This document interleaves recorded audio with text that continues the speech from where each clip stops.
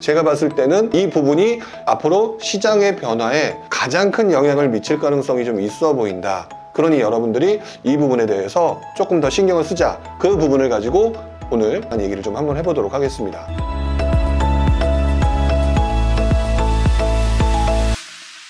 자, 안녕하세요 여러분, 부룡입니다.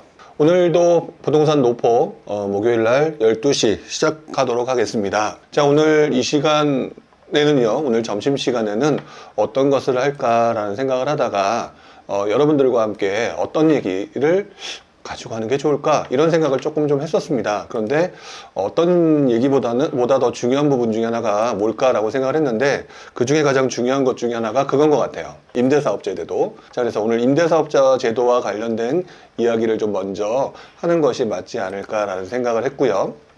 오늘 이제 얘기를 진행할 내용은요, 간단하게 말씀을 드리면, 첫 번째 임대사업자 제도 아마 이번 주는 지나고 다음 주 아니면 다다음 주에 발표가 날 것 같은데, 어쨌든 그 내용에 대한 얘기를 한번 잠깐 언급을 할 거고요. 그 다음에 여러분들께 제가 지난번에 올려달라고 말씀을 좀 드렸습니다. 여러분들이 궁금한 본인의 상황 또는 이제 부동산과 관련된 궁금한 내용들에 대해서 올려주십시다 라고 말씀을 드렸는데, 오늘도 개인적으로는 한 두 분 정도 내용을 가지고 한번 얘기를 좀 해보려고 합니다.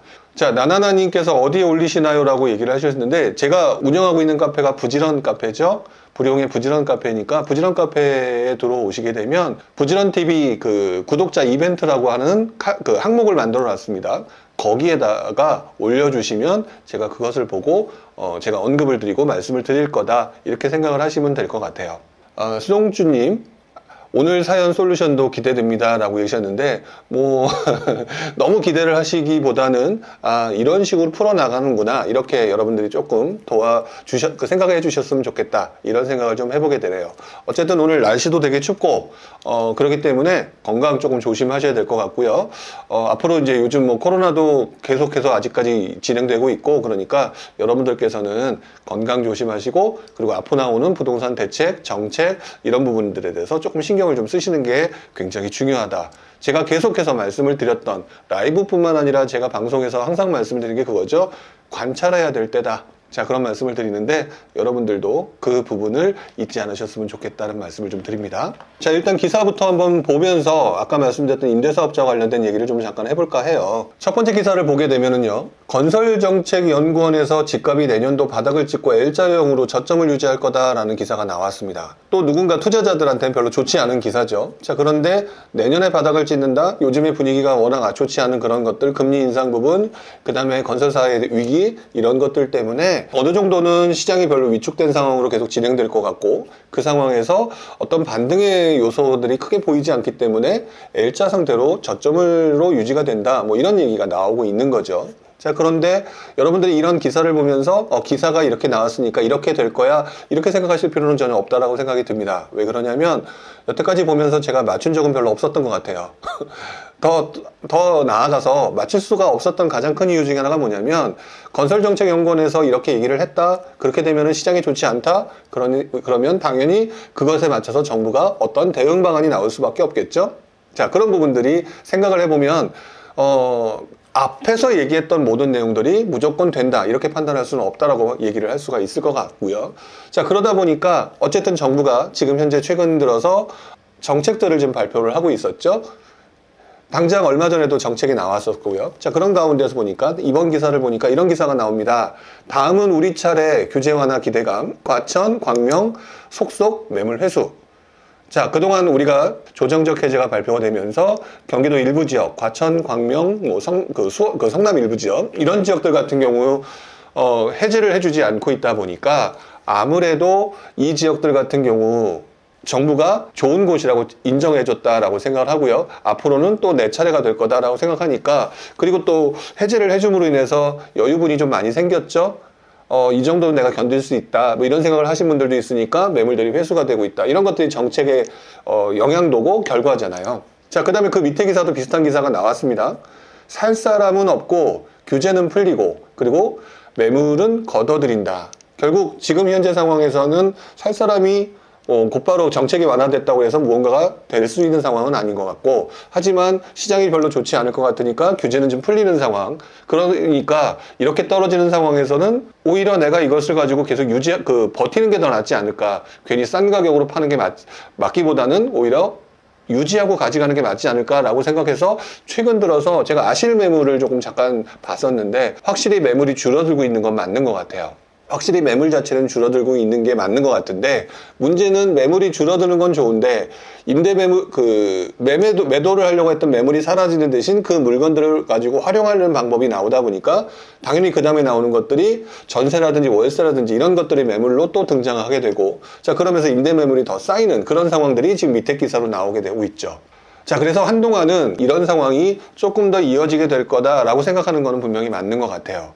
맞는 것 같은데, 이 상황으로 인해서 나중에 이제 역전세라는 난다는 얘기가 나올 수 있겠죠. 자, 밑에 기사를 보게 되면은 수도권 전세값이 더 떨어진다, 12월 입주 물량이 연내 최대가 나온다, 그러지 않아도 분위기가 좀 좋지 않고, 그러지 않아도 사람들이 매물을 회수하면서 그 물건으로 임대로 전월세로 내놓고 있는 상황이 늘어나고 있는 상황에서 물량까지도 입주 물량이 늘어나고 있다, 이렇게 되니까 지금 당분간 전월세 부분이 상당히 좋지 않은 상황이 계속될 가능성이 높겠죠. 자, 이런 상황에서 시장 자체가 좋지 않은 상황이라면 자연스럽게 정부의 어떤 대책들이 이어질 수밖에 없게 될 것이다 라고 하는 것들을 예측을 해볼 수가 있는 거고요. 맨 위에서 제가 보여드렸던 건설정책연구원에 있는 그 내용들, 내년에 바닥을 찍고 L자형 저점을 유지한다라는 내용은 지금 현재 상황으로 봤을 때 그 내용이고, 그동안의 상황과 지금 상황으로 봤을 때 그 내용이고, 앞으로 상황으로 봤을 때는 자연스럽게 정부의 대책이 계속해서 나올 수밖에 없다. 이 부분에 대해서 여러분들이 포커스를 맞춰야 된다. 자, 그러다 보니까 나오는 얘기가, 오늘 제목에도 말씀을 드렸지만 새 정부의 임대사업자제도 기대되고 될런지 이런 부분에 대해서 얘기가 이제 조금씩 언급되기 시작할 거다. 이런 부분들을 좀 생각을 해야 된다는 거고요.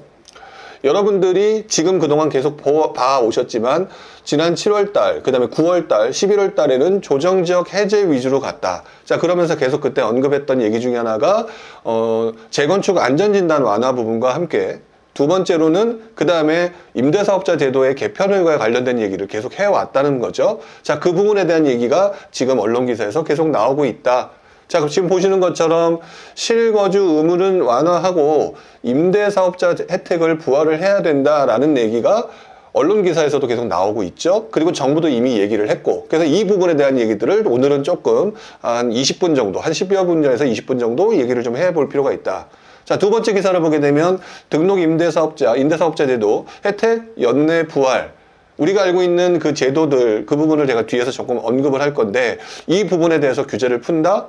자, 그 밖에 이제 몇 가지 뒤에 있는 기사들이 조금 나오지만 추경호 장관이 등록 임대사업자와 같은 규제 완화를 추진한다, 이런 내용들이 계속 나오는 걸 봤었을 때는, 제가 봤을 때는 이 부분에 대해서 앞으로 여러분들이 계속 생각해 볼 필요가 있는 것 같다. 그리고 이 부분이 앞으로 시장의 변화에 조금 더 가장 큰 영향을 미칠 가능성이 좀 있어 보인다. 그러니 여러분들이 이 부분에 대해서 조금 더 신경을 쓰자. 그 부분을 가지고 오늘 잠깐 얘기를 좀 한번 해보도록 하겠습니다. 자, 여러분들 기억하고 계시겠지만 등록임대사업자 제도의 개편과 관련된 부분은 윤석열 정부가 들어왔을 때부터 계속 나왔던 얘기입니다. 자, 계속 나왔던 얘기인데, 지금 여러분들이 보시는 것처럼 이 내용이 당시 당선자의 부동산 공약입니다. 부동산 공약에 나와 있는 내용을 보게 되면은, 여기 보게 되면은 임대차법 전면 재검토라고 얘기했던 부분은 아마 조금 지금 제대로 못하고 있는 부분일 것 같고요. 자, 밑에 보게 되면 등록임대사업자 제도 지원제도 정비란 말이 나옵니다. 자, 그리고 뭐라고 얘기가 나왔냐면, 시장 여건을 고려해서 매입 임대용 소형 아파트 전용 60평방미터 이하, 59를 기준으로 하니까 한 5, 6평 정도 되겠죠. 그 이하의 신규 등록을 허용하고 종부세 합산과세 배제 및 양도세 중과세 배제 등 혜택을 부여하겠다라는 내용이 나와 있었습니다. 물론 앞에서 지금 있었던 임대차법과 관련된 부분이 아직까지 제대로 진행되지 않은 상태에서 과연 등록임대사업자 제도가 제대로 진행될까, 이런 부분을 고민을 할 수 있겠지만, 일단 지금 현재 계속해서 정부가 가장 많이 언급하고 있는 내용 중에 하나고요. 그렇다면 당연히 이거는 될 수밖에 없을 거다. 자, 그런데 지금 현재 여러분들이 알고 계시는 것처럼 아파트는 등록임대사업자 제도에 포함되어 있지 않습니다. 자, 그런데 여기에 뭐라고 되어 있었냐면, 어쨌든 공약이었긴 하지만 매입형, 임대형, 매입 임대용 소형 아파트 전용면적 60평방미터 이하 같은 경우 신규 등록을 허용하겠다라고 하는 공약이 나왔다. 자, 그렇다면은 이번에 나오는 대책 중에 아파트가 될 수 있겠느냐 없겠느냐 부분에 여러분들이 좀 포커스를 맞춰야 된다. 왜 그러냐면 아파트라고 하는 부분들은 투자자들로 하여금 굉장히 많은 관심을 갖고 있는 부분이고, 만약에 이 부분이 만약 제도가 만들어지게 된다면 자연스럽게 무언가 사람들로 하여금 특정 지역의 어떤 아파트를 향해서 움직이게 되는 방향성을 보이게 만든다라는 거거든요. 그래서 그 부분을 생각하게 되면 이 부분은 조금 신경 써야 될 필요가 있는 것 같다. 자, 그리고요, 제가 지금 말씀을 드리는 것 중에 하나, 지금 현재 상황을 한번 먼저 봐야 되는데, 그동안 우리가 등록임대사업자 제도를 많이 하셨던 분들의 그 제도들을 돌아보면은 4년 단기 임대가 있었어요. 근데 지난번에 4년 단기 임대를 폐지해버렸죠. 자, 그리고 8년 임대 부분을 10년으로 바꾸면서 장기 임대 보유 기간들을 10년으로 했다. 자, 그리고 아파트는 임대사업자 등록이 불가하도록 하자. 자, 이런 부분들이 현재 상황이었단 말이죠. 자, 그러면은 원래 있었던 것들을 빼앗은 것들이 바로 이 3개 정도라기보다는 변화된 게, 장기 보유 10년 같은 경우는 이번에 새로 나온 거였으니까 줬다가 뺏었던 것들이 4년 단기 임대 폐지다. 그리고 아파트도 줬다가 뺏었던 대상. 자, 그러면 어떤 부분을 생각을 해야 될 거냐? 이슈사항 부분이 뭐냐? 첫 번째, 아파트를 포함할 거냐? 근데 분명히 공약에는 나와 있었죠? 아파트를 포함하겠다라고 하는 공약에 나와 있었고, 자, 그 상황에서 그러면 아파트가 포함될 건데, 아까 내용으로 보게 되면은 60평방미터, 25평형, 26평형 정도 되는, 그 정도 되는 아파트에 대해서 매입 임대용으로 할 수 있도록 하겠다. 자, 그렇다면 여러분들 다주택자들 입장에서 생각해 봤을 때, 여러분들은 어떤 행동을 하게 될지 한번 스스로 생각을 해 보세요. 아파트 중에서 소형으로 또는 임대사업자들 제도, 물론 장기 임대 보유관이 힘들겠지만 10년이겠지만 길게 투자라고 하는 것은 항상 장기니까 길게 보지 뭐 라고 해서 들어갈 수 있는 사람들이 생겨나겠죠. 지금 같은 분위기가 좋지 않은 상황에서는 충분히 매입할 수 있는 대상, 매입할 수 있는 물량들이 늘어날 수 있는 그런 상황이 될 수 있다는 것. 자, 그래서 다음 주 또는 다다음 주에 나올 수밖에 없는 임대사업자 제도 부활 또는 개편에 관련된 부분은, 첫 번째는 아파트를 포함할 것이냐라고 했을 때 그 아파트에 대한 생각. 자, 그 다음에 단기 임대를 허용할 것이냐. 또 단기 임대를 허용한다면 원래는 단기 임대 허용하지 않을 가능성이 높죠. 왜? 단타 치고 빠져버리는 사람들이 정부 입장에서 별로 좋지 않으니까. 하지만 단기 임대, 4년 단기 임대 부분이 예전에 있었던 제도니까 이 제도를 활용해서 무언가 행동을 하게끔 만든다면 그다음 또 단기 임대로 인해서 여러분들의 움직임이 달라질 수가 있겠죠. 자, 그런 부분들을 한번 생각해 봐야 된다. 자, 그런데 이번 대책을 자세히 보시게 되면은요, 이번 11월 10일 날 나왔던 대책을 보게 되면 임대사업자 제도 부활과 관련돼서 이런 내용이 나왔습니다. 제가 지금 이슈상에다 여기 밑에서 썼죠. 왜 공급 기반 위축 방지인가? 라고 했는데, 지금 그 부분을 여러분들한테 설명을 드리게 되면 바로 이 부분입니다. 지금 보여드리는 11월 10일 부동산 대책에 보게 되면은 이 대책의 하단부, 실물 부분이라고 되어 있는 부분, 실물 부분이라고 되어 있는 부분 보게 되면 등록임대사업자 제도 합리적인 개편 방안 연내 마련하겠다라는 게 주택 공급 기반 위축 방지예요. 자, 이 부분을 가지고 한 번쯤 조금 생각해 볼 필요가 있는 것 같다. 자, 먼저 요번에 나왔던 대책 부분을 한번 보게 되면은요, 11.0 대책 그 부분을 보게 되면은요, 뭐라고 나와 있는지 한번 볼까요? 하죠. 2020년 이후에 등록 임대사업자 제도가 지속적으로 축소가 되었고, 현재는 장기 10년, 비아파트만 신규 등록을 허용하고요, 종부세, 양도세, 법인 등 세제 혜택도 지속적으로 축소해왔다.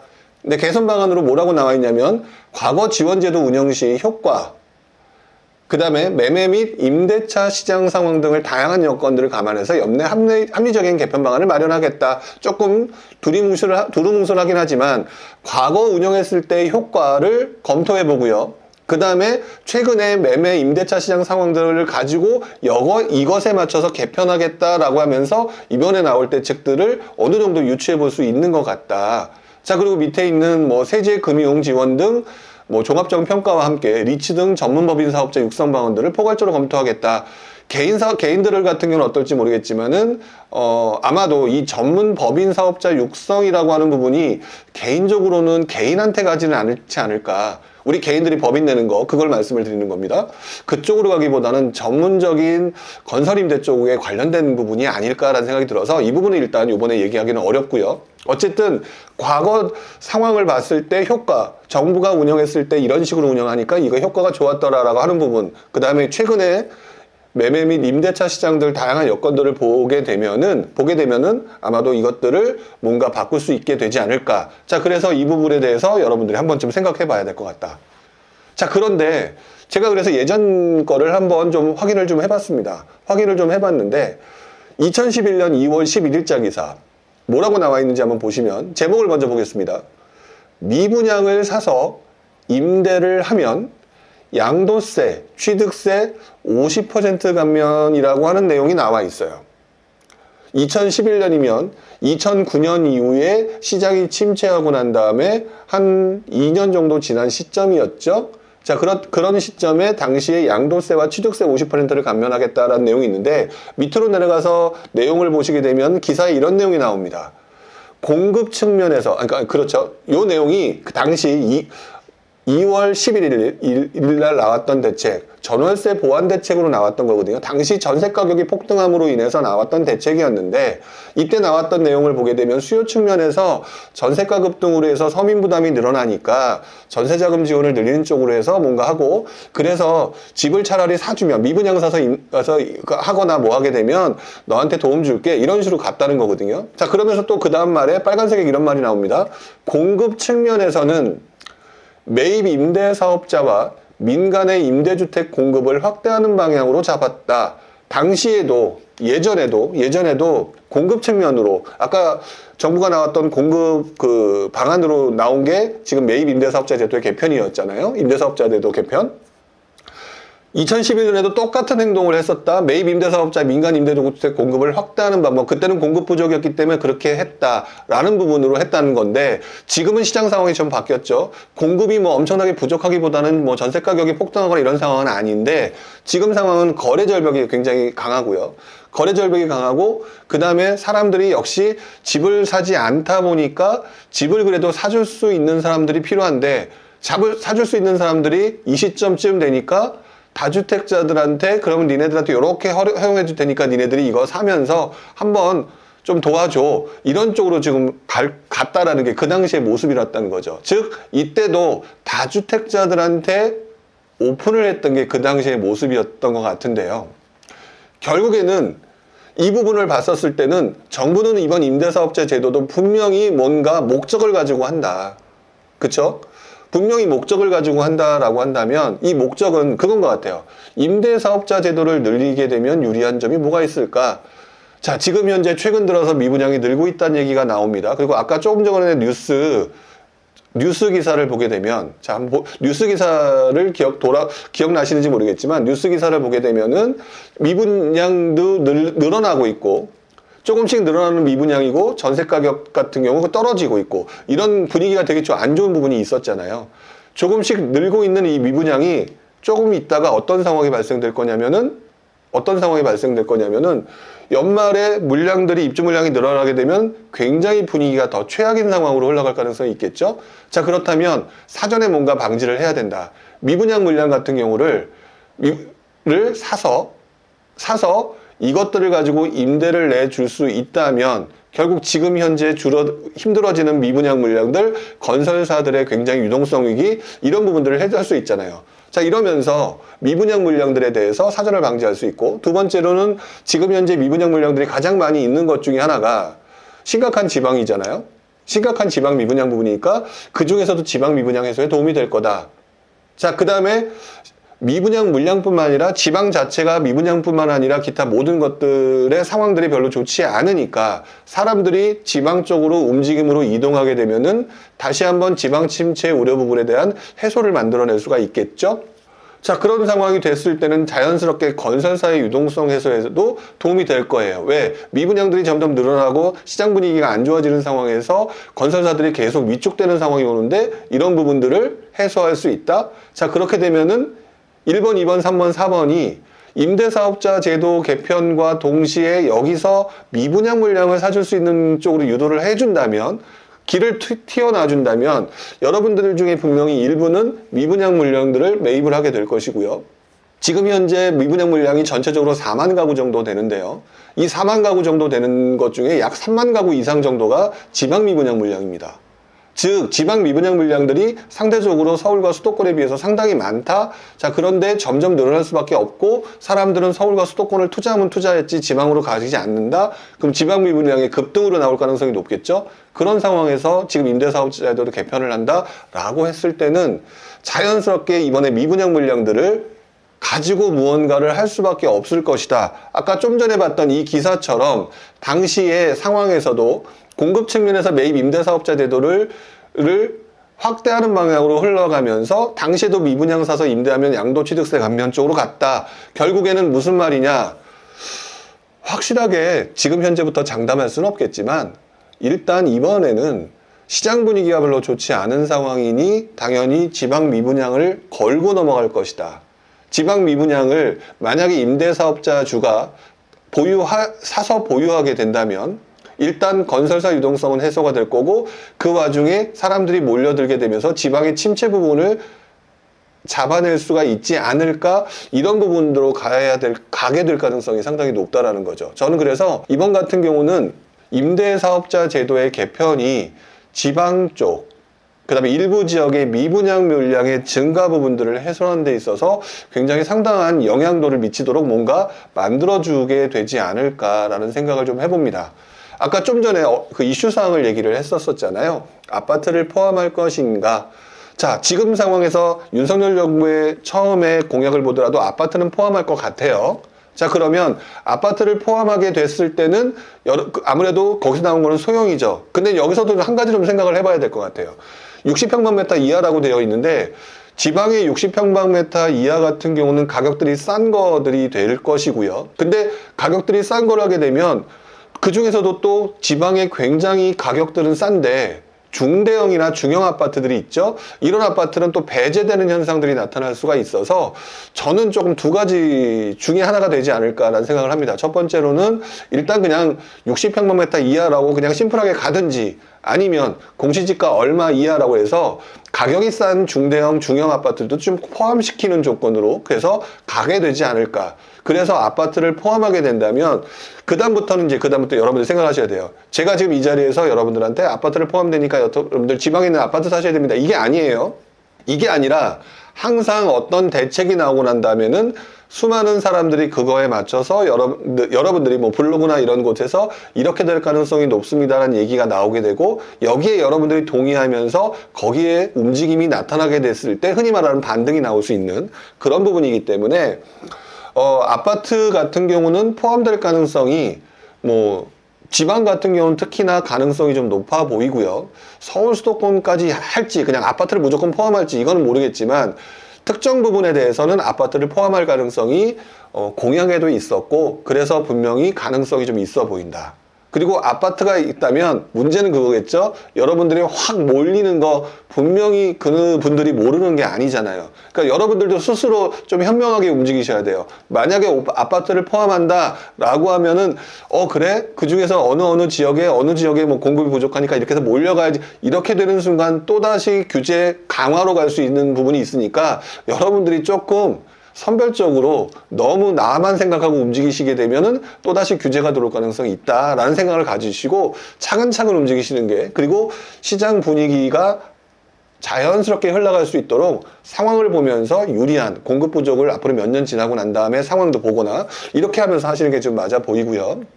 자, 그 다음에 이제 단기 임대를 허용할 것인가 여부는 저는 개인적으로는 이번에는 쉽지 않지 않을까라는 생각을 좀 해요. 왜냐하면 단기 임대를 하는 순간 4년 또는 5년 후에 팔 수 있는 건데 그랬을 때 시장이 불안해지는 요인이 나올 수 있겠죠? 그렇잖아요. 그래서 단기 임대를 허용할지 안 허용할지를 할 때는 조금 부정적이긴 하지만 단기 임대를 허용한다라고 했을 때는 결국에는 가장 최악인 곳을 가지고 허용할 가능성이 좀 높다라고 봐야 되겠죠. 그래서 지금 현재 새 정부의 임대사업자 제도를 아까 뭐 제목에는 제가 기도해도 될까 이런 부분으로 표현을 썼는데 사실 엄청난 기대를 해서는 안 되는 제도입니다. 왜? 기본적으로 장기 공급임대이기 때문에 10년일 거예요. 10년을 기본으로 가기 때문에 단타를 투자를 하시는 분들 입장에서는 별로 좋은 제도는 아닙니다만 중요한 거는 뭐 계속해서 뭐 모으시는 분들도 있죠. 이런 분들을 생각을 해봤을 때는 오히려 취득세라든지 이런 부분 감면과 그러니까 임대사업자를 위한 취득세나 일부 미분양 아파트에 관련된 취득세 감면 같은 그런 게 나올 가능성이 매우 높아 보이고 그 다음에 소형 아파트이거나 또는 공시지가를 기준으로 해서 얼마 이하 정도 되는 아파트를 포함할 가능성이 이번에 상당히 좀 높지 않을까 이런 생각을 좀 해봅니다. 그랬을 때 아마 여러분 공시지가 1억 미만 그거에 대한 분위기 달라진 것들을 과거에 보셨을 때 7.10 대책이었죠. 옛날에 7.10 대책 나오고 난 다음에 공시지가에 대해서 여러분들의 쏠림 현상이 나타났던 것들이 7월 10일 날 나오고 난 다음에 9월쯤 돼서 여러분들이 공시지가 1억 미만으로 몰려가는 모습들이 그때부터 나타나기 시작합니다.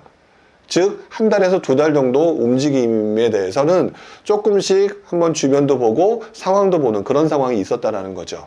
자, 그러니까 여러분 특히 또 시장 자체 그때는 또 굉장히 강세장, 지금은 약세장이니까 그때처럼 기대하시기보다는 항상 패턴이 이렇게 움직이니까 이렇게 하는 게 조금 맞지 않을까 이런 식으로 움직이시는 게 좀 맞게 될 것 같다. 저는 이렇게 생각을 하고 있습니다. 자, 그래서 만약에 지금 현재 다주택자 분들이라면 그리고 자금의 여유가 있는 분들이라면 아마도 정부가 불러주는 그 제도를 활용해서 조금 길게 보시게 되면 임대사업자 제도를 통해서 여러분들 충분히 나중에 수익을 만들어낼 수 있는 그런 부분이 있을 수 있다는 거. 자, 그 다음에 단 아파트를 포함할 거냐 단기 임대를 할 거냐라고 하는 부분에 따라서 단기적으로 부침이 발생되거나 갑자기 반등이 강하게 오는 지역들 같은 경우는 오히려 반대급부의 규제라든지 또는 다른 상황들, 별로 좋지 않은 상황들이 발생될 수 있으니 그 부분에 대해서 여러분들이 이제는 리스크라는 차원을 고민하고 좀 들어가는 게 맞다라는 거. 자, 그렇게 여러분들이 좀 생각을 해보시는 게 좋을 것 같아요. 자, 이 내용을 가지고 여러분들 위에 있는 내용 한번 뭐라고 썼는지 한번 보겠습니다. 퀸 복덩이님은 오피스텔 될까요? 라고 표현을 해주셨는데 만약에 아파트를 포함하게 되면은 여러분들한테 질문 드리면 단 하나로 가지 않을까요? 아파트와 오피스텔 중에서 여러분들은 어디를 선택하시겠습니까? 라고 얘기를 하게 되면은 자연스럽게 오피스텔보다는 아파트로 가겠죠? 오피스텔이 된다 안 된다 문제가 아니라 오피스텔은 이미 흔히 말하는 아파트를 제외하고는 지금도 장기 임대주택 사업하는데 포함이 되어 있었죠. 그러니까 될까요? 라고 하기보다는 오히려 반대급부 쪽으로 좋지 않은 상황이 될 수 있는 부분도 있다는 거 기억을 하셔야 될 것 같고요. 하이소프트님 같은 경우는 이렇게 표현해 주셨네요. 구축은 빠질 것 같아요. 아무래도 신축 쪽으로 또는 미분양 쪽으로 사람들이 몰리게 되거나 관심을 갖게 된다면은 구축에 대한 관심은 좀 떨어지겠죠. 그렇죠? 그러니까 뭐든지 어떤 제도가 개편되거나 뭐 하게 되면은 좋은 쪽과 나쁜 쪽이 있을 것 같은데 지금 현재로서는 지방 구축 같은 경우는 조금 애매한 상황은 있을 수 있을 것 같아요. 물론 이제 그게 미분양 주택에 대해서 얼마나 혜택을 주어서 미분양으로 몰려가느냐 아니냐에 달라 있는 부분인데 만약에 미분양에 그렇게 혜택을 주지 않는다면은 오히려 지방의 중소형 아파트 또는 가격 얼마 정도 되는 아파트에 대해서 관심을 보이게 됐을 때는 오히려 그 지역의 구축들이 그렇지 않을 수도 있습니다. 그러니까 지금 현재로서는 이거다 저거다라고 딱 답을 드릴 수 있는 상황은 아니지만 그래도 일단은 지금 특히나 좀 분위기가 좋지 않은 지방 같은 경우는 이번 임대사업자 제도의 개편 부분을 조금 신경 쓰고 보시는 게 좀 맞지 않을까. 그리고 덧붙여서 말한다면은 여러분들 중에서 굉장히 힘드신 분들 같은 경우는 이런 상황을 이용해서 매도 타이밍으로 잡는 것도 괜찮겠죠. 그 다음에 전은영님 같은 경우는 혹시 임사자 혜택이 부활하게 되면 전세가는 더 빠지는 것이 아닌가요? 라고 얘기를 했죠. 단기적으로 보게 되면 맞는 말이죠. 근데 부동산 투자하면서 단기적으로 보지 마시라고 제가 되게 많이 말씀을 좀 드리는데 어떤 식으로 보셔야 되냐면 임사자 혜택이 부활되는 순간에는 당연히 그렇게 된 집을 구하고 그렇게 되면 단기적으로 전세 가격은 빠질 수가 있겠죠. 근데 그건 구축을 샀을 때 얘기. 미분양 주택에 관련된 부분이 나왔다면 미분양이 입주할 때까지는 괜찮겠죠? 그렇죠? 그러니까 전세가가 더 빠진다라고 말하기는 좀 어려울 거예요. 자, 그 상황이고, 그리고 지금 현재 전세가가 빠지는 이유 같은 경우는 사실 수요가 줄은 거잖아요. 수요가 급격히 줄었고 분위기가 워낙 안 좋은 상황이 되다 보니까 사람들이 이동하려고 하는 수요가 급격히 위축되면서 나타난 거기 때문에 나중에 시간이 지나게 되면 이거는 자연스럽게 해소가 되는 거기 때문에 지금 공급 부족이라는 것들이 사실상 해소가 완벽하게 된 상황은 아니잖아요. 제가 볼 때는 전세 가격이 지금 현재 역전세난은 나고 별 분위기 좋지 않은 그 상황은 지금 전세난이 나타날 수 있는 상황을 급격한 수요 위축으로 뒤로 밀어놓은 것 정도밖에 안 되기 때문에 전세가가 단기적으로는 빠질 수 있는 가능성이 높지만 중기적으로 봤을 때는 저는 전세 가격이 빠진다라고 보지 않아요. 오히려 전세 가격이 오르는 것을 정부가 방어하기 위해서 임대주택 사업자들한테 아마 5% 인상 그 부분도 함부로 건들지 않겠죠. 그러면서 전세 가격 안정을 목적으로 하는 거니까 사실상 전세 가격이 빠진다 하더라도 단기적인 효과일 가능성이 높다. 이렇게 보시는 게 좀 맞다라는 생각이 좀 드네요. 이렇게 해서 오늘 제가 말씀을 드리고 싶었던 부분에 대해서는 간단하게 말씀을 좀 드렸고요. 자, 그 전에 여러분들 올라왔던 내용 잠깐 보게 되면 너무 세부적인 질문으로 들어가시는 분들이 있어요. 근데 너무 세부적으로 들어가시는 질문들 같은 경우는 아직 발표 안 났잖아요. 발표 안 난 상황이기 때문에 이것을 가지고 얘기하기는 조금 좀 애매한 거다라고 생각하시고 발표가 난 다음에 그런 것들이 우리가 얘기 진행할 때 그때 한번 얘기하시는 걸로 하도록 할게요. 중요한 거는 그건 것 같습니다. 임대사업자 제도 부활이라고 하는 이 제도가 지금 현재 굉장히 좋지 않은 시장 상황을 해소할 수 있는, 그리고 다주택자들한테 무언가 움직임을 만들어낼 수 있는 조건의 어떤 시장 상황이 됐다. 이 부분을 좀 기억하셔야 되는 것 같고요. 좀 더 세부적으로 들어가서 보시기에는 조금 좀 애매할 것 같다. 자, 지난주에 올려주셨던 분인데요. 제가 그때 시간이 없어서 제가 답변을 그때 못 드렸던 분입니다. 근데 제가 볼 때 이 내용은 여러분들한테 꼭 한번 이야기를 해볼 필요가 있지 않을까라는 생각이 들어서 이 내용을 한번 읽어보도록 하겠습니다. 자, 어부님께서 올려주셨던 내용인데요. 지난 6개월간 영끌 매수한 아파트로 인해 매일매일 네이버 부동산 호가를 검색하면서 잠을 못 이루고 있다. 자, 이렇게 하고 라이브 방송 때문에 이렇게 상담한다 라고 말씀을 좀 주셨는데요. 저는 33 가장입니다. 아내는 1살 많고 2돌 된 귀여운 아기가 있다라고 얘기를 해주셨네요. 자, 그리고 난 다음에 본인께서 부동산에 관심을 갖게 된 거는 2019년 취업하고 결혼한 이후, 그리고 그때가 2020년 초네요. 자, 본인이 관심을 갖게 된 시점은 2020년. 어떻게 보면은 2020년, 21년이 가장 부동산 시장이 상승했던 때였죠. 자, 이때 아이가 생겨서 청약으로 내 집 마련을 해야 되겠다고 열심히 공부했지만 괜찮은 입지는 모두 지원했으나 매번 떨어졌습니다. 그 사이 집값은 천정부지로 오르지 주변 친구들은 굉장히 좋은 곳, 가밀, 운정, 과천 좋은 곳에 당첨이 되지. 자, 그러다 보니 저도 빨리 집을 사야겠다는 조급한 마음이 들었습니다. 라고 얘기를 해주셨네요. 자, 2021년 하반기가 되자 계속된 청약 광탈에 힘이 빠졌지만 집값이 너무 올라서 원하는 곳에 내 집 마련을 불가능하다는 결론을 내렸고요. 상대적으로 분양가가 저렴한 청약을 계속 노리면서 안전한 곳에 투자를 해야겠다는 결심을 했습니다. 자, 그렇게 해서 2021년 가을, 작년이죠. 포천 송우리에 있는 태복마을 3단지 20평 아파트를 2억에 매수했고 세입자가 들어와 있는 거네요. 자, 문제는 투자금 1억 8천만 중에서 1억 6천만 원을 아내와 저의 신용대출로 끌어왔다는 겁니다.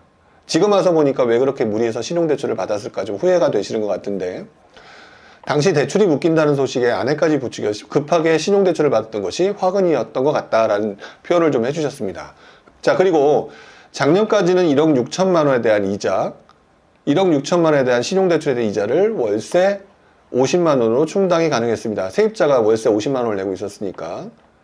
월세로 이자가 충당되니까 이건 영끌이 아니구나, 안전하구나 라는 허황된 생각을 했었는데, 금리가 올라도 얼마나 오르겠어 하면서 2년 동안 10% 20% 올라줘도 고맙지 하면서 들어갔습니다.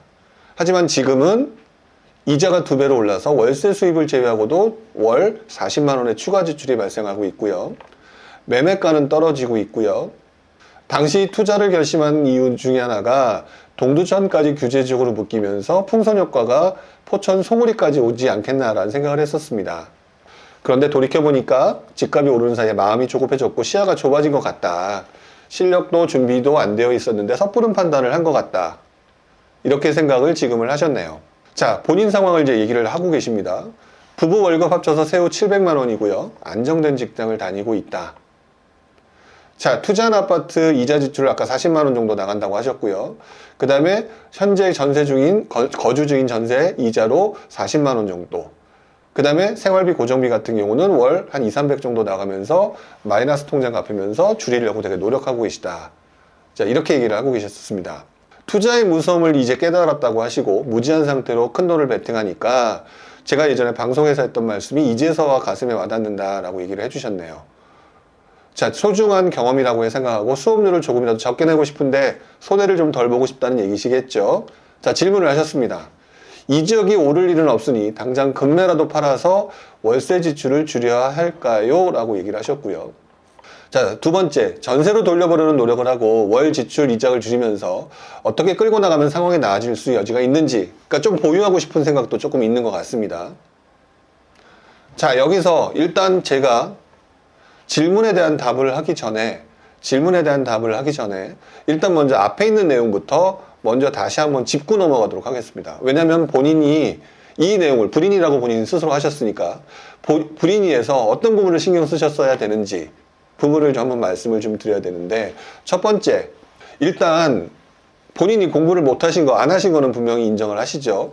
그런 상황에서 어떤 문제가 있었냐라고 하게 되면 그 당시에 분양가가 괜찮은 입지는 모두 지원했다, 매번 광탈이었다라고 하면서 스스로 올가매셨다는 생각이 들어요. 왜 그러냐면 괜찮은 입지는 모두 지원했는데 과연 당첨 가능성을 보고 지원을 하셨는지 아니면 입지가 좋아서 오르겠구나라고 생각해서 지원하셨는지, 이 부분에 대해서 먼저 말씀을 좀 드리고 싶습니다.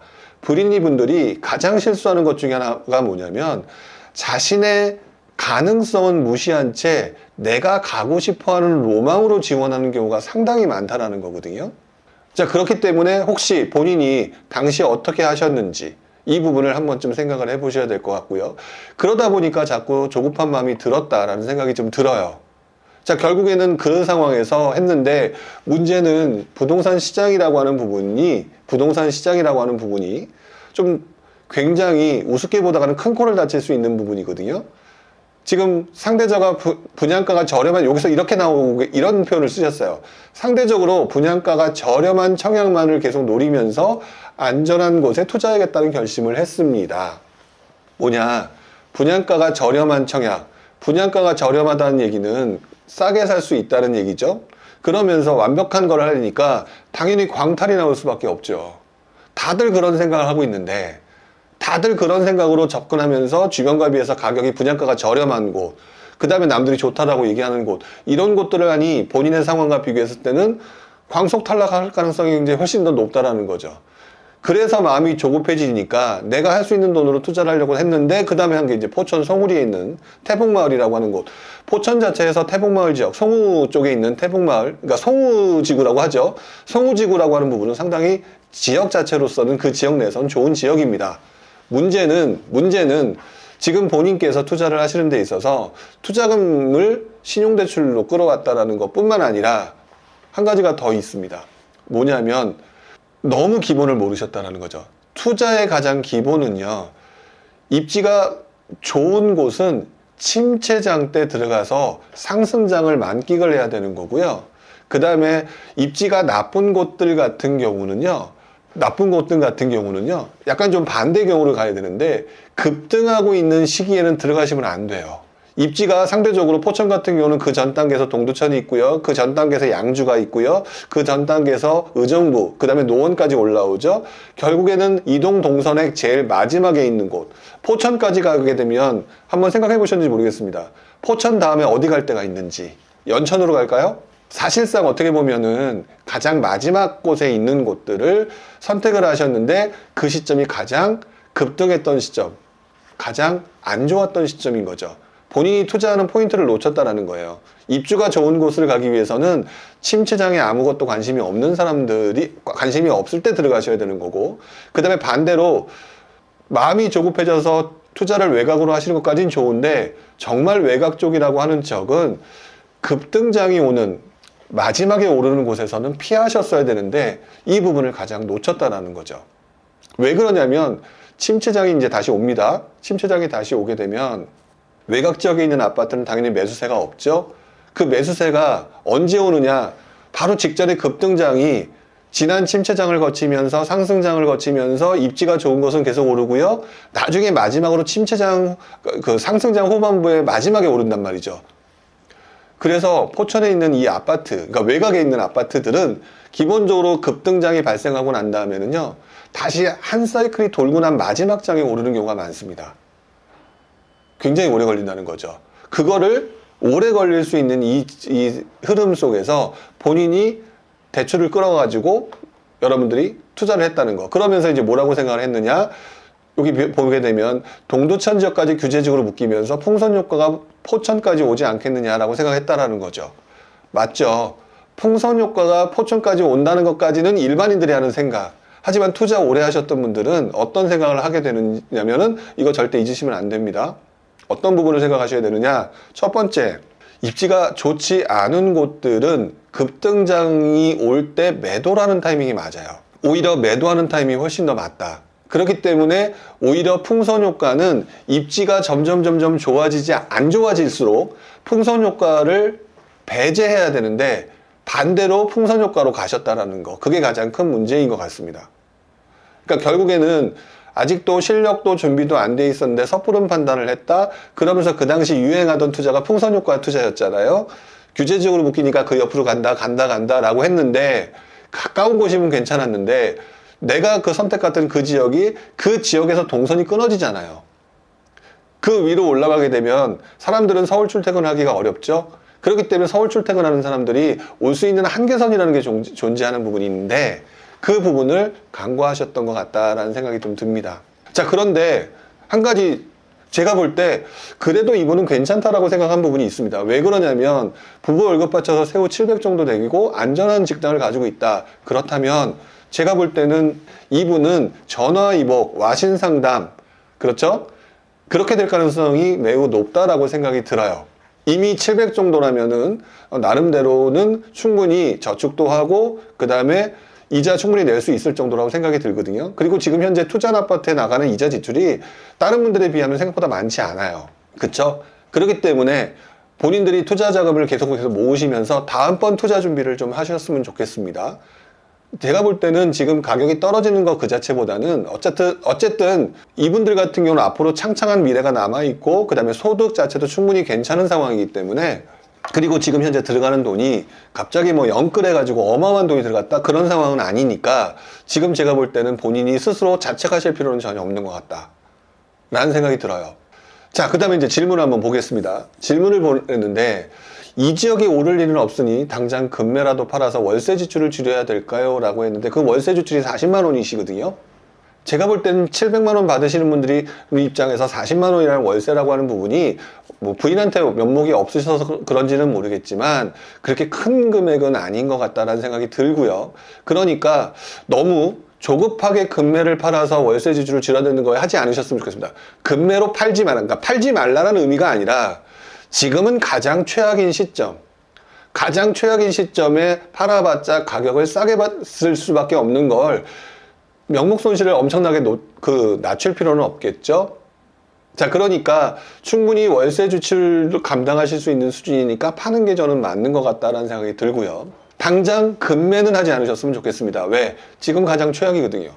그러면은 어차피 마이너스가 났다고 하더라도 손실을 보기에는 좀 애매한 부분이 있다라는 생각이 들어서 그래서 이렇게 좀 말씀을 좀 드렸고요. 자, 그 다음에 두 번째 질문은 이런 부분이 있습니다. 전세로 돌리려는 노력을 하고 월 지출 이자를 줄이면서 어떻게 끌고 가면 상황이 좀 나아질 수 있는 여지가 있을까요? 라고 얘기를 하셨는데 그렇게 얘기를 하셨죠. 자, 그런데 저는 개인적으로 그렇게 보려면 뭔가 지금 여기서 질문하는 정도가 아니라 한 가지를 좀 더 보셔야 될 것 같아요. 그건 제가 좀 이따가 보도록 하고요. 일단 먼저 이 지역은 이렇게 말씀을 좀 드려야 될 것 같아요. 아까 제가 말씀드렸습니다.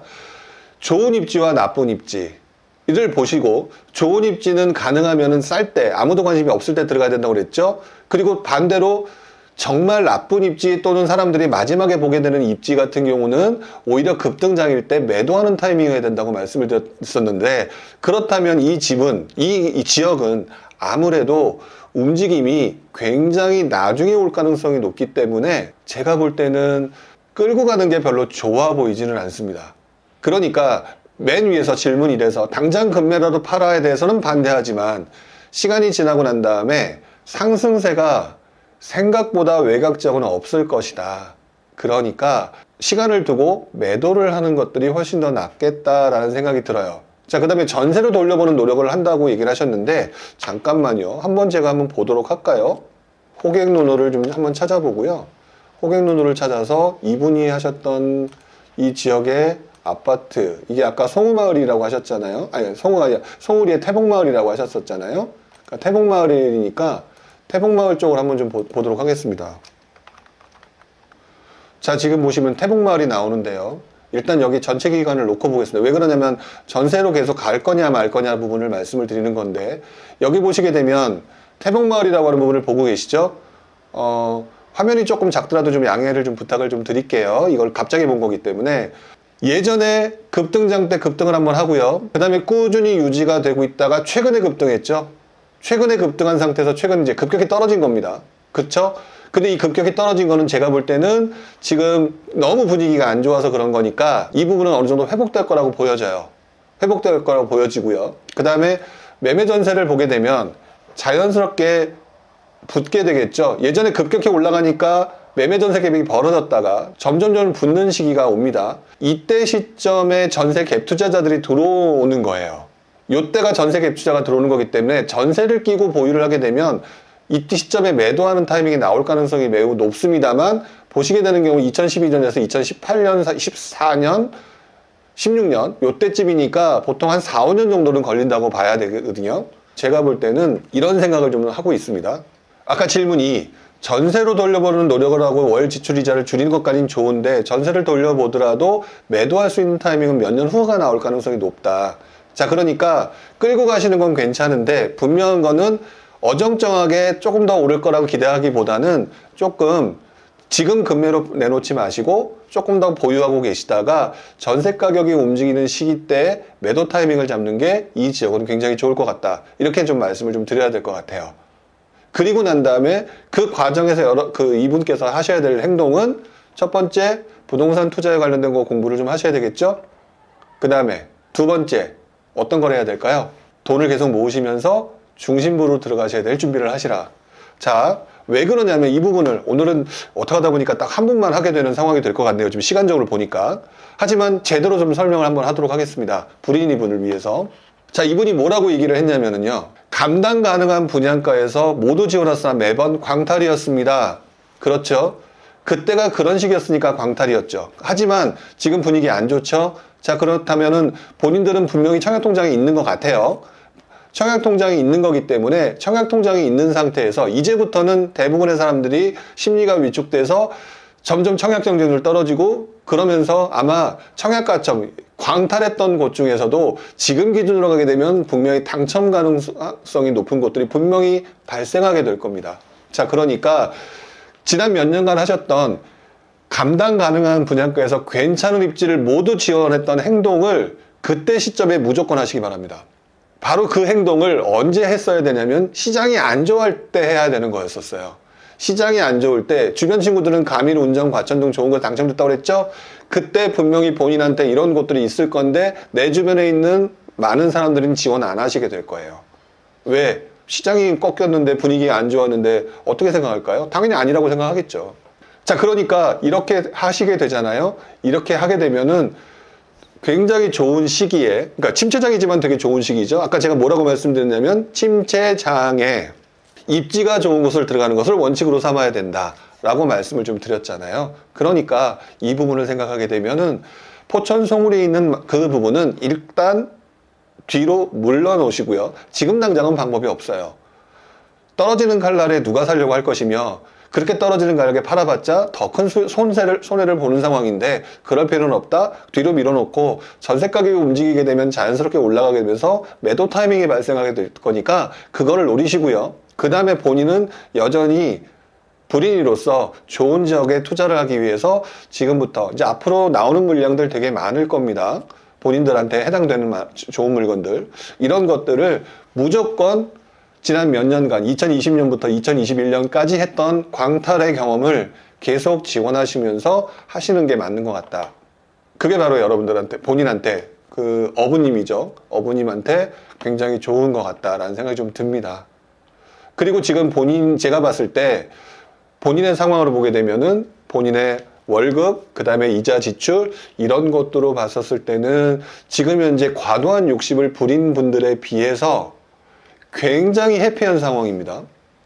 지역적으로 내가 선택을 잘못했을 뿐 굉장히 해피한 상황인데, 아마 본인은 실수하고 실패하고 안 볼 면목이 없어서 굉장히 위축된 상황일 것 같다는 생각이 드는데, 반대로 긍정적인 부분을 좀 보셨으면 좋겠어요.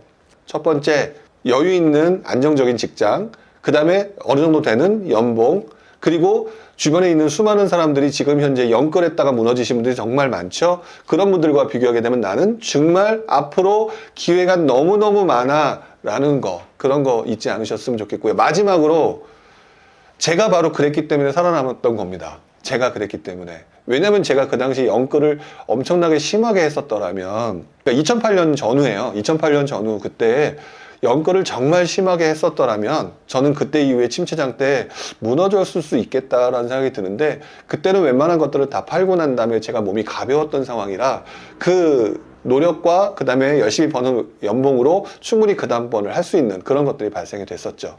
자, 여러분들도 그 부분을 기억을 해주셨으면 좋겠다라는 말씀을 좀 드립니다. 자, 어떻게 하다 보니까 오늘 지금 벌써 58분이 됐는데요. 그러다 보니까 제가 오늘 한 2개 정도 한다고 말씀을 드렸는데 오늘은 하나밖에 하지 못할 것 같아요. 다음 주에 올려주신 내용 중에서 선택을 해서 말씀을 좀 드리도록 하고요. 잠시 남은 시간 동안에는 다른 분들 혹시 올리신 거 있는지 한번 보도록 할게요. 한 분 내용 좀 봐야 되겠네요. 빈센트님. 도시형 생활주택 분양받아서 지금 입주 시기가 되었는데 전세 안 나가서 계약금 포기하고 싶습니다. 잔금 때문에 분양가가 3억이고 계약금 3천 서울입니다. 라고 얘기해 주셨는데, 그러니까 좀 안타까운 게 바로 이 부분이에요. 아까 지금 제가 포천 송우리 얘기했었죠? 포천 송우리 얘기했는데, 포천 송우리가 뭐냐면 쉽게 말하면 그거예요. 입지가 좋지 않은 곳에 있는 어정쩡한 뭐랄까 C급 정도 되는 그런 부분이라고 보통 표현을 한다면, 도시형 생활주택도 마찬가지였죠. 왜? 아파트가 있고 오피스텔이 있고 도시형 생활주택이 있고 뭐 여러 가지가 있는데, 그 중에서 사람들이 선호하는 것들이 아파트일 것이고, 근데 지금 가장 선호하지 않는 가장 애매한 것들을 분양을 받았을 거 아니겠습니까? 그러니까 본인이 가장 그럴 때 사람들이 굉장히 막 정신없이 뛰어들고 있는 그 상황 때는 입지가 좋지 않거나 또는 대체 상품 같은 건 절대 투자해서는 안 되는 것들이거든요. 근데 지금 그래 버렸단 말이죠. 근데 지금 전세가 안 나가서 계약금 포기하고 싶습니다. 이거는 분양사가 계약금을 포기하고 그걸 해줄지 안 해줄지도 몰라요. 그 부분은 조금 좀 봐야 될 것 같고요. 잔금 때문에 분양가가 3억이고 계약금 3천이고 나머지 잔금을 내야 되는 상황이라고 하셨죠.